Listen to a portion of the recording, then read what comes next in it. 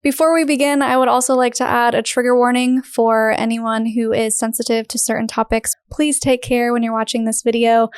Pause it, take a breath if you need to, or we will add timestamps so that you can skip around and skip over the parts that you may not be comfortable hearing or watching. Then I told myself, okay, I'm talking to Escaping Polygamy. If I'm still breathing by the time this date comes, I'm leaving. And I'm just going to have to suffer the consequences, the lifelong hurt, the lifelong shame, all these things that people experience when they leave. I'm just going to have to suffer through it. They told my mom, you need to fast until she comes back. So she did. She's like, Michelle, I need you to come back. Dad said, I can't eat until you come back. Oh my gosh. These different things. Like, obviously, she's been days without eating at this point. So she's saying, whatever, grasping at straws. She's like, please just come back. There was people in the past who would meet with their family, and their family would throw them in a van and send them to Lifeline, a rehabilitation center that just locks them up. Ugh. And they say, well, if you want to be away from your family, go to Lifeline. They'll remind you how good you had it.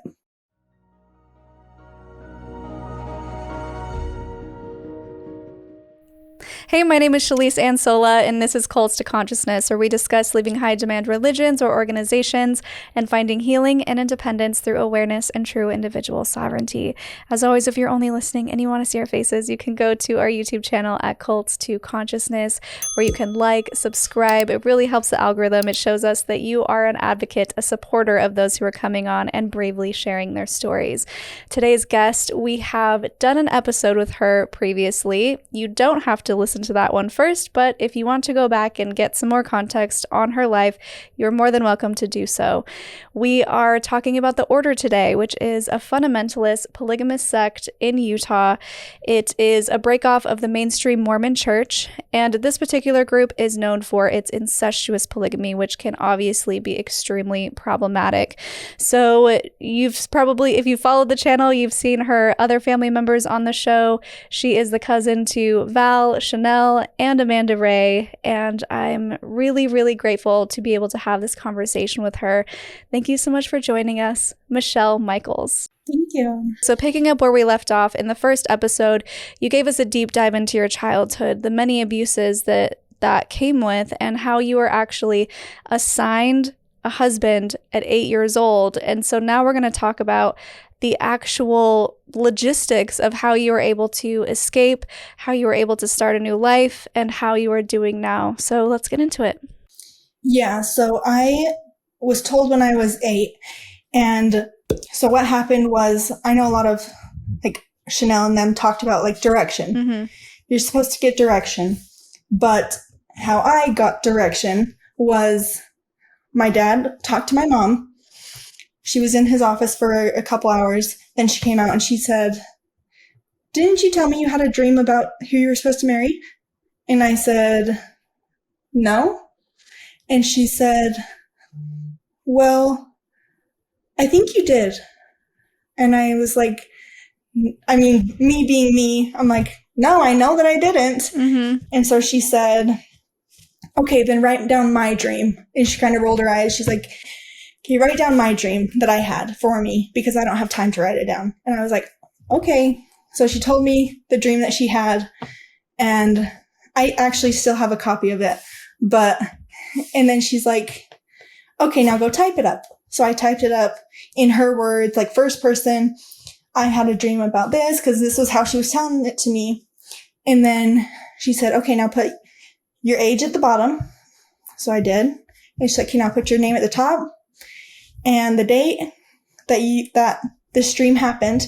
And I was like, okay. And so I did. And she's like, hey, go print it off. And then she's like, okay, now go talk to Dad, because I know that you told me this was your dream, but you can't remember. So go talk to Dad about this dream that you had. So I did. Next time my dad came over, and my dad was like, okay, that sounds good. And I was like, okay, cool. And so I didn't know what was going on. And then I talked to my mom and I was like, this is what Dad said. And she's like, well, that means that that's who you're supposed to marry. And I was like, okay. Oh, that was another thing I was going to say too. That's how the first dream happened. The first dream that I had, but didn't have. Mm-hmm. But that was like my first direction. Then as I would get older, then I would have dreams, you know, these dances, you get more like, okay, maybe I like this person, like as a normal kid does. And I told my mom, like, what if I'm supposed to marry this person? And she's like, no, we already told you who you were supposed to marry. You already talked to Dad, and you guys already decided that you were going to marry this person. And it was Paul's son from his first wife. And she's like, well, you guys already talked about it. It's already been decided.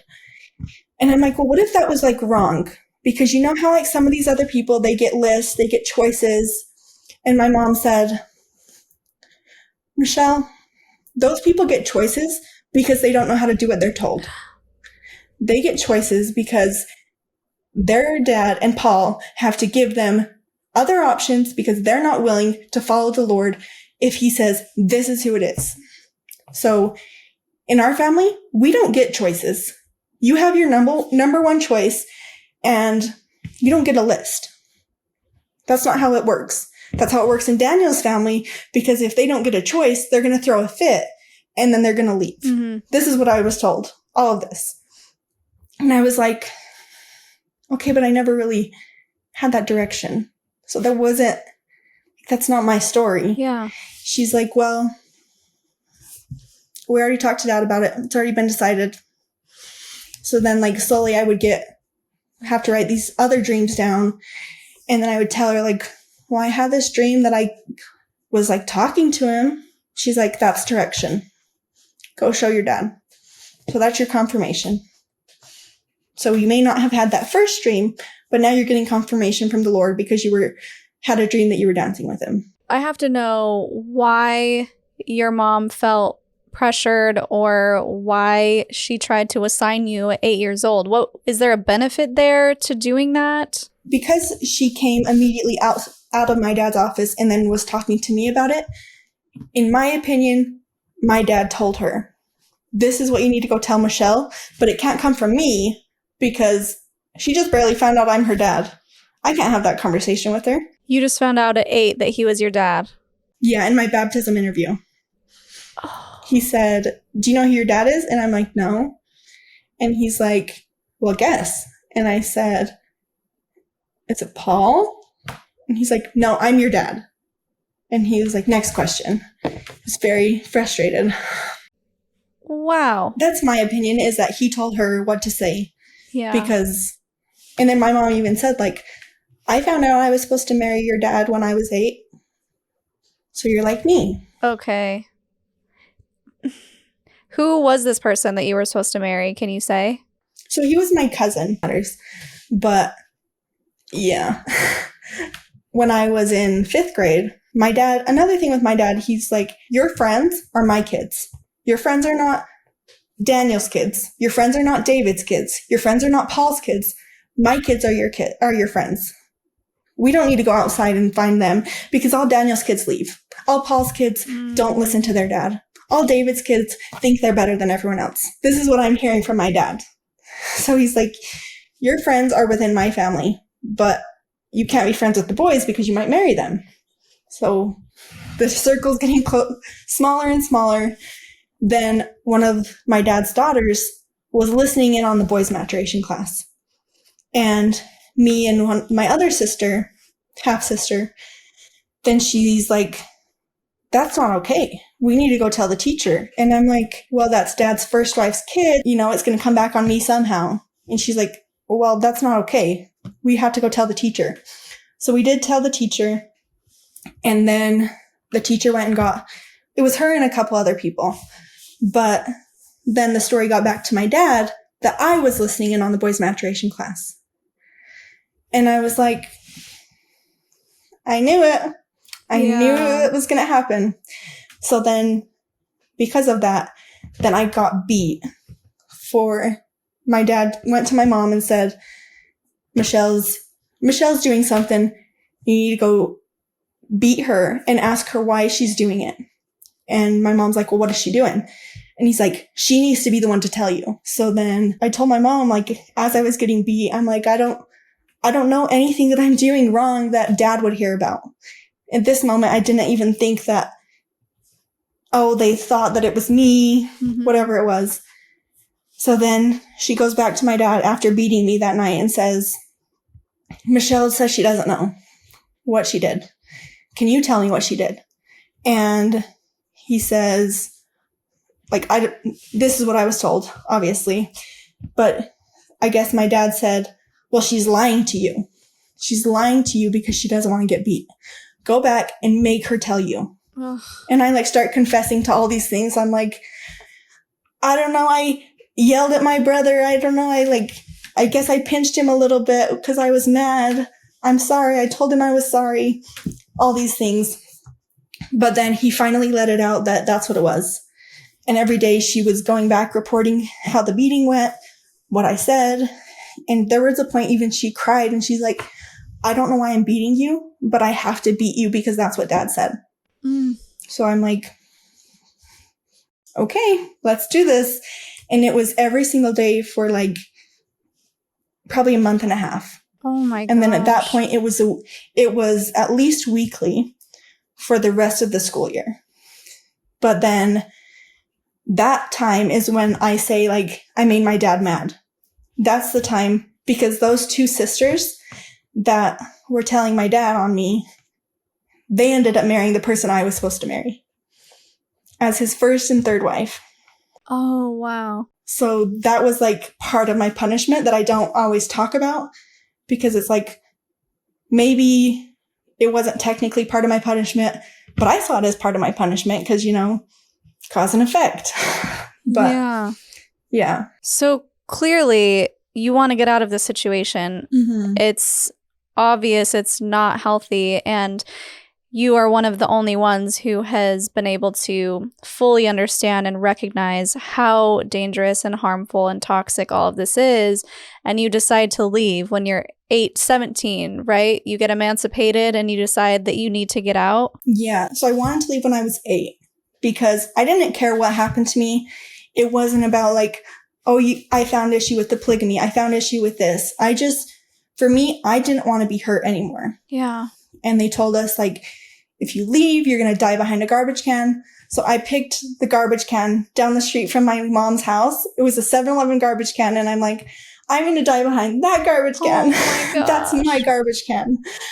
And me and my 2 older brothers, we all were like, okay, we're all going to leave. We're all going to leave together.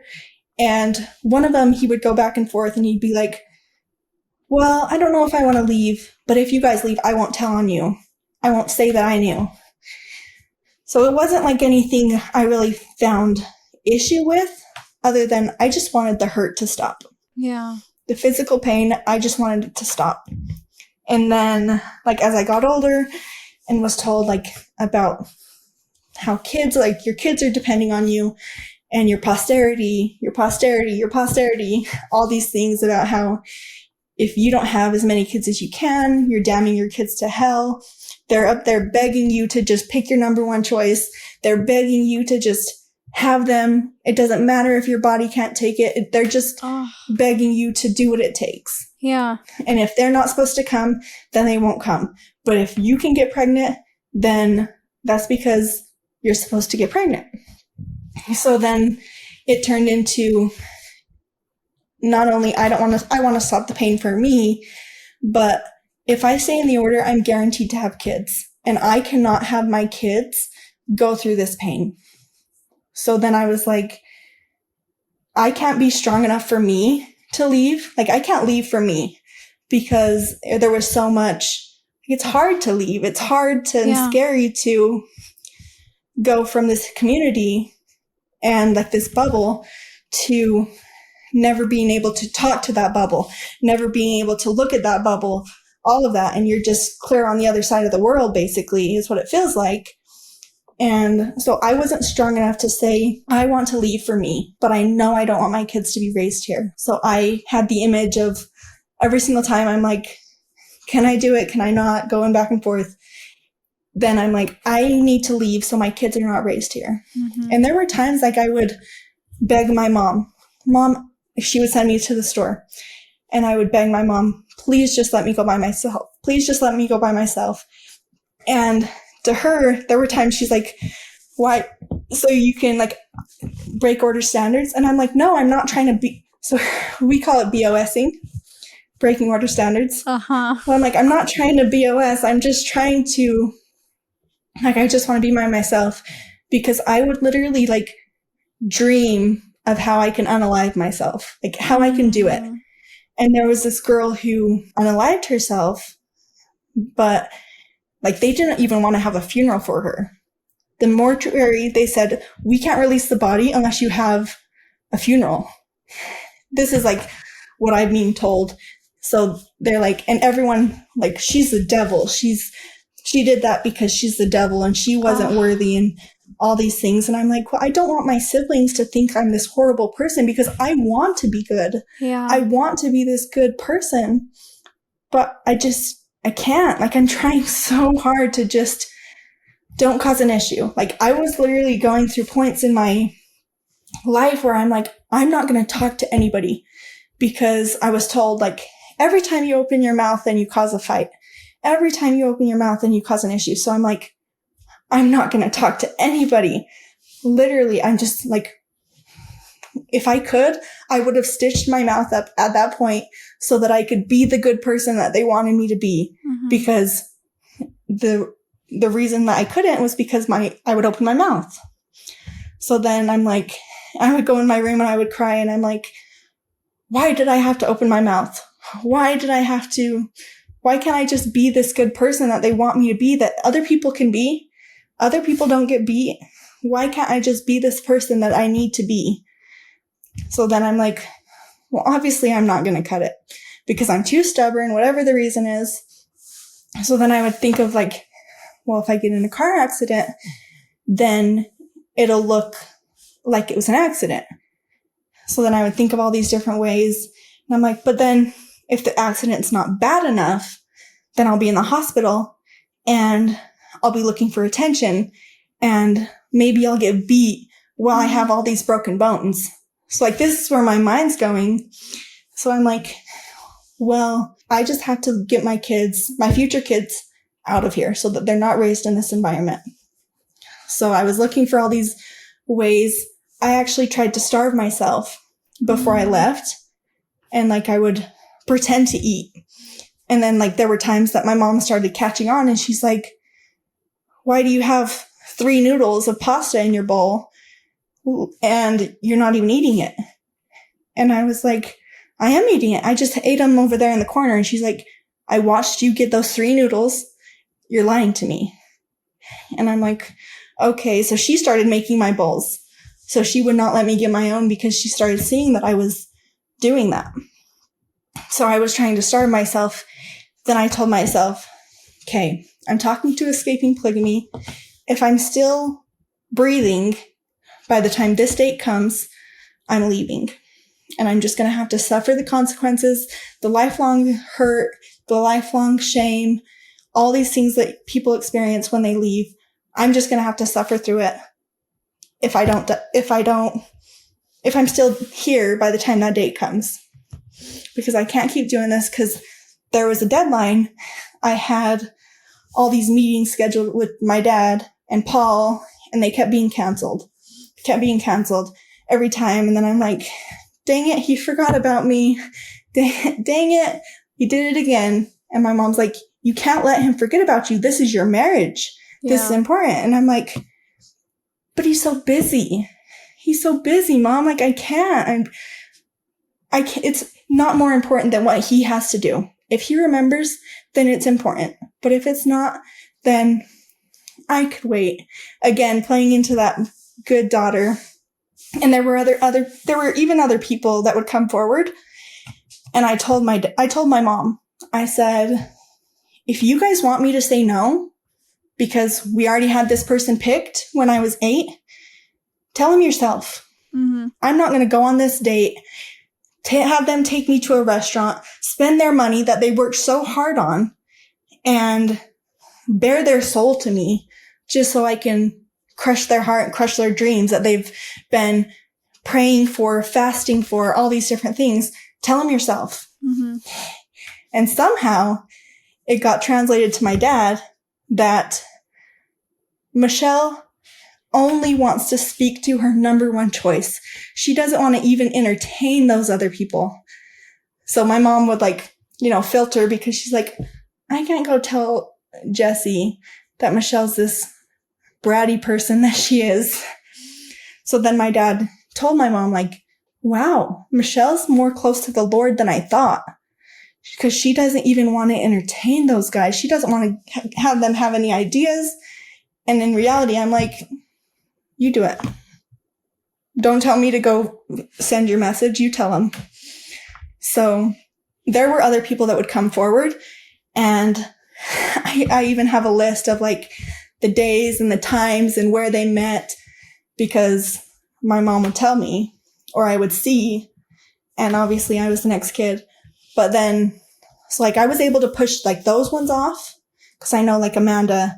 So the person that Amanda went to Panda Express with, that was actually my half brother. Mm. So I'm I don't want to even do that. So I could have had the risks be sooner, but in my dad's eyes, I was gung-ho for the order. I didn't want to entertain any of these guys, had them get the wrong idea. So then it was pushed out further. And then when I made my dad upset, then I was no longer able to be a first wife, because my other sisters had to be the first and the third, because their moms are the first and the third wife. Mm. Then I was like, okay, maybe I'll be the sixth one, because my mom's the sixth wife. So then it was pushed off to when I was 18. And then I thought I had till I was closer to 18, because my sister, she got engaged on her 18th birthday. So I was like, okay, maybe that'll happen for me. But then it was August and July, and they were wanting to have these meetings. And they have a rule in the order that you can't be engaged or betrothed for longer than 6 months. So I'm like, well, how is this working out then? Because according to my math, then I'd have a few more months, because I'm not going to get married on my 18th birthday and all these things. So then, anyways, I had my meeting set for my dad the next day, actually, when I left. I believe I left on a Tuesday morning at 4 a.m. And my meeting with my dad was Wednesday. And then the meeting with Paul was the following Sunday. So I was really pushing it to the limit. Yeah. But I told them I want to go to my dad's family party and my dad's girls outing one last time, see all the family, and be say goodbye in the way that only I know that I'm saying goodbye. So I pushed it off for those reasons. Okay. So you left at 4 a.m. Mm-hmm. What was that like? Can you describe the experience? I had to be careful because I wanted to take all my things. So my picture bins that you see me lugging out on Escaping Polygamy, they were in the attic. And I'm there's no way that I can get those out. We had this plan that I was going to move into another room in my mom's house, and I was going to have that one after I got married, and it has a living room and a bathroom attached. And I'm thinking of all the ways I can get my bins down. So I told my mom, I'm I want those bins out of the attic, because they're going to get ruined from the heat. It's in the middle of the summer. They're going to get ruined. I just want to put them in the bottom of my closet. And she was like, okay, yeah, we'll get to it. We'll get to it. And then I knew I was leaving. So we were sitting down eating lunch after Sunday, after church. And I'm we're just sitting here. Can my younger brother, can he help me bring these bins down from the attic? And my mom's yeah, I guess. Because I had asked her, and she's yeah, we'll get to it. And I'm Mom, I'm scared that they're going to melt. Mm-hmm. And in reality, I just needed those bins because those are my memories. Those are the only things I have. So we moved them down. Then I had to make sure all my brothers were asleep and my mom was asleep. Because when I left, she had a 3-month-old baby. So she had a 3-month-old baby, so she was like getting up in the middle of the night. So I had to like make sure things were far enough away that she wouldn't hear. Mm-hmm. So I like shut off the cameras. And the reason I left at 4 a.m. too was the plan, I believe it was 3 that I was supposed to leave. But I went to Best Buy, got a hard drive, and I was copying my mom's hard drive to another hard drive because I wanted a copy of all those pictures. Mm-hmm. Because at one point my mom stopped printing them off and just had them on a digital file. So then I was waiting for that to finish uploading because I'm like, I'm not leaving without this. So I was waiting for it to finish downloading. Then, and I had pre-scheduled like a taxi to come pick me up at my mom's house. And I told them, I'm like, no matter what you do, do not pull into the driveway. Park across the street. If you need me to walk out there and show you where to park, I will. But you cannot park anywhere near the house. And they even asked, like, as I was carrying these bins, they're like, can we pull closer? And I'm like, no, absolutely not. I will, like, on Escaping Polygamy, there's a part where my hands start to give out because there was like 6 bins that I had to take full of pictures. So, yeah, I just carried them all to the cab. Then we drove up to Ogden. I think it was about almost an hour drive. In the middle of the night, I'm just contemplating for this hour drive what's happening, what's going on. And I show up to the courthouse because I needed my paperwork filled out. Because in the past, then we've had like cousins leave and the cops show up and say, we need you to go back to your mom's house. And like with Allison, she's like, they said, we need you to go back with your mom. And Allison told them, you can put me in cuffs and take me in your car, but I'm not getting in her car. So we learned from Allison that we need to have the paperwork in. So I sat outside with the taxi till the courthouse opened and I filed the papers. And then I went to my aunt's house, who I had never met. She left before I was born, I believe. But so yeah, I went to her house, unloaded my bins into her garage, and she had a friend who was willing to let me live with her in her basement. I guess this family that I was going to be living with, they had been told the Sunday before. So like 2 days before I left, they were asked, can some stranger that you've never met live in your basement? And they were like, yeah, I guess.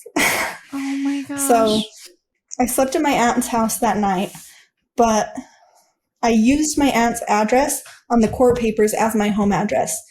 And what happened because of that, and we kind of suspected this would happen, but my mom went to my aunt's house and waited outside for me to get home. Because when you file for emancipation, your parents get notification that you filed your address, all this information. So my mom went to that address, sat outside, watching the door, waiting for me to come out. And she's like, when are you coming home? And I'm like, I'm at home. She's like, I didn't see you drive up. And I'm like, what? And she's like, I'm at this house. And she stayed there for hours and hours, just waiting for me to try to talk to me. So it was just a lot, I guess. Yeah, that is a lot. And for those who don't know, when you leave the order, you are cut off from your family, your friends, from the entire community. So I'm assuming that your mom had to follow those same rules in cutting you off. Jesse's family doesn't leave, right? Everybody knows Jesse's kids don't leave. Jesse's kids are just like, I had an older brother that he left for like a weekend or like a week and he came back. Because if Jesse's kids leave, then they just need to be reminded that they need to come back. So they told my mom, you need to fast until she comes back. So she did. And she used fasting and she's like, Michelle, I need you to come back. Dad said, I can't eat until you come back. Oh my gosh. These different things. Like, obviously, she's been days without eating at this point. So she's saying whatever, grasping at straws. She's like, please just come back. Well, because there was people in the past who would meet with their family and their family would throw them in a van and send them to Lifeline, which is like a rehabilitation center that just locks them up and isolates them from their family. And they say, well, if you want to be away from your family, go to Lifeline. They'll remind you how good you had it. And I had done research on these type of places for that. My half-sister who had seizures, they wanted to put her in a place like Lifeline. They wanted them to basically lock them up and throw the key away. And my dad, he actually wanted to do this with my half-sister's mom. So his wife, he wanted to put in like a facility and never see her again. That's what I was told to look up. So I knew what would happen if they like forced me to go back. So I just kept telling my mom, I will see you after you allow me to get emancipated. If you let me get emancipated, I will meet with Dad. I will meet with you. We can talk about whatever you want. We can go wherever you want. But I need you to grant my emancipation. That is my requirement. Yeah. She's like, well, why do we need to get the courts involved? We don't do this when it comes to the order. You know this. That's not how we do things. There were times I was crying and I'm like, I just need you to grant my emancipation. And I have like some of the calls recorded that we had because Utah's a one-party consent state, thankfully. But I was like recording the calls and saying like, Mom, just please allow me to do this. So I met with her the day I got emancipated with my dad.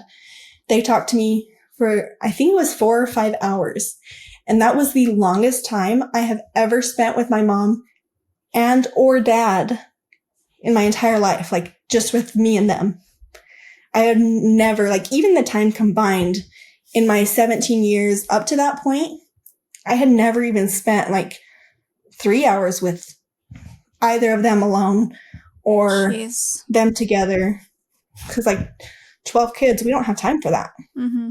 So I met with them and just like perspective, and I listened to them, and I mostly stayed quiet because I'm like, this is so emotional. I haven't seen you guys in, it was a little less than a month, and there's just so much happening. This is the thing that I never thought would happen. Them granting my emancipation, all these emotions. So I just stayed quiet. And I remember one point my dad said, you know, in the Bible, it says that if you turn your back on, I think they use this in the Mormon church, like it would have been better if you were never born. Yeah. If than you never for you knew to it turn at your all. back on it. Yeah. So I told my dad, I said, so there were times like I wanted to unalive myself. Would that have been better? And he told me, he said, I will not answer that question at this time. So I'm like, so that means yes. That's Jesse's code way of saying yes. Yeah. But he can't say that. Then after that meeting, they met with me a couple other times, and I would say like, well, I'm still trying to decide, trying to play the fence just so I could see my siblings one more time. Like, one more time. Can I go, even if it's at church, can I go see them? And they said, had all these requirements. You can't see your siblings, and we are done meeting with you. We're done wasting our time on you because you're not saying, yes, you'll do what we say. In order for us to meet with you again, you have to move into an order home, and you have to quit your job, and you have to give us all your money. So basically, like thinking about this logically, I told them, I'm like, basically, you guys won't tell me where I can live until I am out of this house that I'm living in. So I basically have to be standing on your doorstep with no job, no place to live, and pray that you're going to say, okay, that's enough. So like, I didn't want to go back, but I was just like telling this back to them logically. I'm like, so I literally have to be standing on the side of the road and on somebody's side of the road because I went to my mom's house and she's like, you're not allowed on this property. Let's walk around the street, down the street, because you're not allowed even anywhere near my property. So where am I supposed to go stand? This does not logically make sense. And then they said I was just arguing and finding fault. So then that was like basically the last conversation I had with my dad. And the last time I really had a conversation with my siblings was after I left. I went to my mom's house to give her the phone. So they are really known for tracking phones and different things. So I had a phone that didn't have service when I left. And I went and bought a new one. So I gave that one back to my mom. And before she saw me, my siblings were outside. My sister came up to me, gave me a hug. She's like, Michelle, you are here. What happened to you? And then I'm like, oh, I was just away for a little while. And she said, she was 4 at the time. And she said, Dad said that you turned your back. What does that mean? Michelle, what does that mean that you turned your back? And I was like, so this is what they're being told. And she doesn't even know what that means. She's asking me because obviously she can't ask her dad. Yeah. That is the one telling her that. So she's asking me. And then he told me, he's like, we sat around and the kids told me all the things that you did to abuse them. And so my dad told me, he's like, they hate you. They don't want to see you ever again. But then after I would see my sister and she would say that, and he's like, you don't remember doing all these things, like the abuse that they made me do. And he would say, when you would drive them to school, then you told them that they couldn't talk in your car and that they had to fold their arms. And I was like, well, you're taking it out of context. I did tell them that. But imagine a little Honda Civic with 10 people. Me taking 10 people to school. And, siblings, like, you're touching me, you're hitting me, you're bugging me. So I'm like, let's just solve all the problems. Sit with your arms folded so you're not, like, in someone else's space. People were on laps, people were on the floor. So I'm like, just hold still so you're not bugging anybody. Be quiet so I don't get in a crash, because that was part of the contract is we can't change the music because then music's not important over your safety. But your safety's not important enough to wear a seatbelt. They just don't make sense. So I'm like, well, I did have that rule, but that's because I was driving 10 people to school from Sandy all the way to West Valley, which is 20 plus miles. So that was my kid brain of finding the solution. But you're right, Dad. I did tell my siblings that. And he's just turning everybody against you. He's turned your mom against you. I mean, you've mentioned to me off camera that you haven't spoken to your mom and you have your own family now. And so I want to talk about how you're doing and, anything that you want to share about your life currently and how you've found your peace, your consciousness, your happiness. So I have 2 kids, a 4-year-old daughter who is just as I thought, just as sassy as I was, and a 1-year-old son. He's very, I don't know. My daughter, she is very blunt, and my son, he likes to be involved. He's wants everybody to know that he is his own person, and he is just so much of what the order never could provide with 12 plus kids. So yeah, I have a daughter and a son. I work. That's one thing I learned, like being on maternity leave. I struggle not having a job because I'm just like so used to being busy, and I do like to have a job. That's one thing I did learn from the order. I do like to stay busy, but I'm also in school. I am 1 year away from having my bachelor's in criminal justice. Wow, so, that's amazing. Yeah, so I am working on becoming a cop. I never would have thought that, like when they would ask what I wanted to be when I grew up, cop was never even an option. But I want to help people. I want to help make the change. Like we're always saying, change isn't happening. Change isn't happening. And I agree, there's not enough change happening, but I want to help better the world. And that's the way that I feel like I can connect and do that. Yeah. I was actually asked to speak at like a conference for, it was like a special task force unit. And they asked us to talk to police officers and DCFS workers about like being on the other side. Yes. And I was talking to them. They like were saying, you should come work with us. Like, please come work with us. Almost offering us a job. And I was like, well, I have this experience. Is that going to be beneficial? And they're like, I don't know, but we could use people from the victim side to come help the understanding and the level so that we can make a difference, because we want to make a difference. And that was the big thing from that conference was we want to make a difference, but we need people speaking up, and we need to know how we can be beneficial, because we can't work with what we don't know. We can't work with what we don't have. So that actually happened last year. So last year, and then I changed my major, decided I was going through criminal justice. So yeah. That's incredible. Because I'm like, I have all these, like, I knew I wanted to leave. I was thinking out all this process of how I need to do it, the evidence I needed to bring with me so that we could hold them accountable when the time comes. So I'm like, I have the mind for it, but I didn't know like exactly where I fit. Because I'm like, I don't want to be a doctor. I don't want to be a nurse, but I want to better the world. Yeah. So, and I decided I would like to be a police officer and hopefully one day work with the FBI. Wow.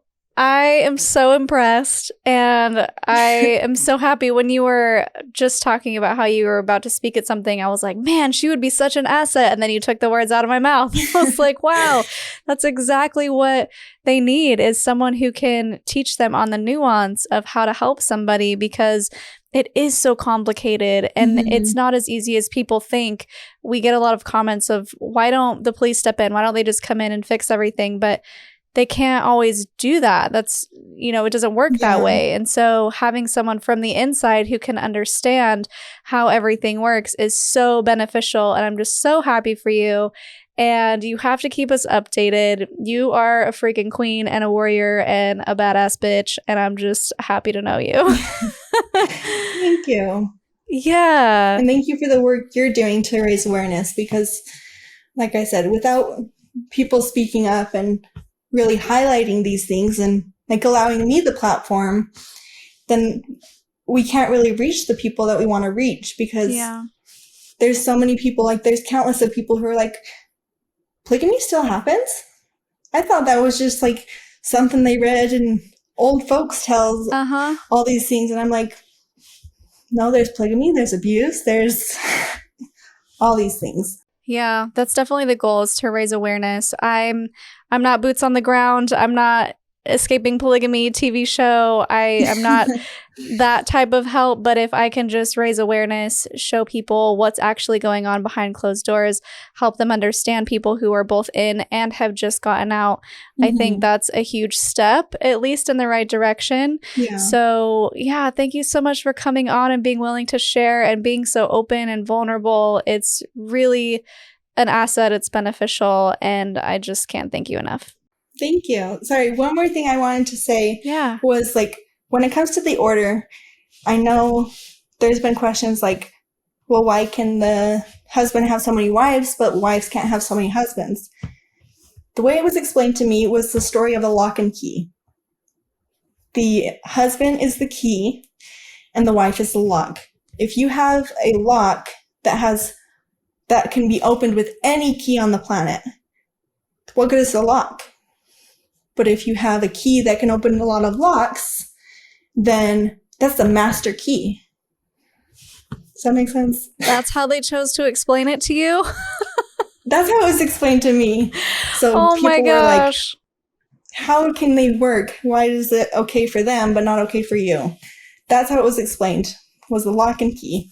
That is very interesting that that's what they chose, because in my mind, I'm just thinking, well, in order for one key to open multiple locks, they would have to be the same lock, right? In order for it to, anyway, we don't even need to go there. It doesn't make any sense. We'll just leave it at that. like everything else, it might make sense on the basic 5-year-old brain, but if you think too hard about it, it all falls apart. It's all bullshit in the end. I mean, this should be the tagline of the order is, if you think about it, it's all bullshit in the end. Well, we're all bulls, so we're all bullshit. That's right. Oh my gosh. Okay, before we go, I need your Linda Listen moment, your sassy statement as the viral video with the toddler goes, or inspiration for our viewers. I would say you're worth more than you could ever imagine. People will remember you for the smallest of things. They may not remember your name. They remember what you did to them, the impact you had on them. If you need to be strong for somebody else, then until you can see the worth in being strong for you, that's completely okay. I support you. If you're not hurting other people, you're just trying to be happy and better your life, I support you and I stand with you. That's amazing. Well thought out and well said. You're great. Thanks for coming on. Thank you. Yeah. And guys, if you want to get in touch with Michelle, her Instagram is at mmichaels_35. We'll put it on the screen. We'll put it in the description below so you can reach out if you choose to do so.